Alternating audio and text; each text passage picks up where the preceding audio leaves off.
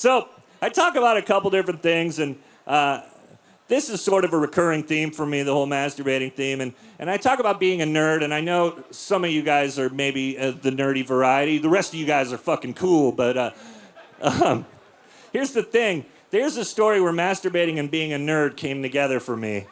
I was 10 years old, and a movie called Star Wars came out, right? Yes. Like a lot of you, I completely obsessed over that movie. I lost my mind when that movie came out. And then a couple years later, the first wave of Star Wars toys came out.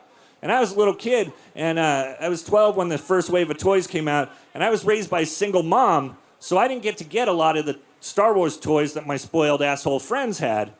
So this is a true story. At this point in this story, I only owned the Luke Skywalker figure and the Obi-Wan Kenobi figure. And one morning, I'm sitting in our tiny bathtub in our tiny shitty apartment, and I'm reenacting the scene from the first Star Wars movie, the climactic lightsaber battle that takes place between Obi-Wan Kenobi and Darth Vader, right? But at this point, I'm sitting in the bathtub, and I don't own a Darth Vader figure. Yeah, that's right. Some of you are listening. Standing in for Darth Vader, Dark Lord of the Sith, no, this is true, was my 12-year-old penis. I swear to God, it's got a helmet, right? Come on. Plus, I have a black cock, frostbite, long story. But my mom walks through our tiny, shitty apartment, and all she sees me, I'm just having fun, I'm being totally innocent, but I'm in there like, go get him, go, vermp, vermp. And I'm rewriting Lucas history like Obi-Wan might win this time and doesn't have to be a ghost for the other two movies. And my mom has no idea. She walks through our tiny, shitty apartment and just sees me going, go get him, vermp, vermp. And she lost her goddamn mind. My mom yelled at me louder than I'd ever seen. She was scarier than I'd ever seen her. She just looked at me and goes, what are you doing? And I was scared shitless. I was like, I was playing Star Wars. And I hold up Obi-Wan because Vader wouldn't stretch. And my mom actually feels kind of bad. And she's like, all right, well, carry on, weirdo. And heads down the hall.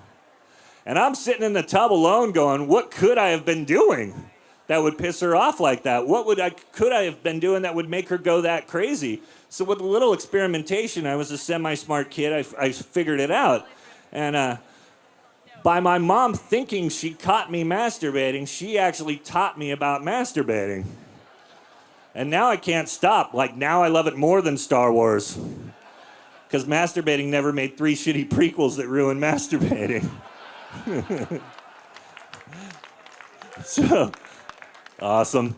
So, I told that story on Conan O'Brien, and I didn't know my mom's friends all watched that show, and but that wound up being one of the best nights of my life, the night I was at Conan, because Kate Beckinsale was the lead guest that night.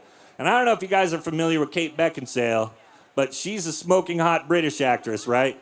That's been in a bunch of but incredibly hot, incredibly attractive in person. Have you ever seen somebody so hot it makes you mad? Like your only way to deal with their beauty is anger? You're just like, what the fuck?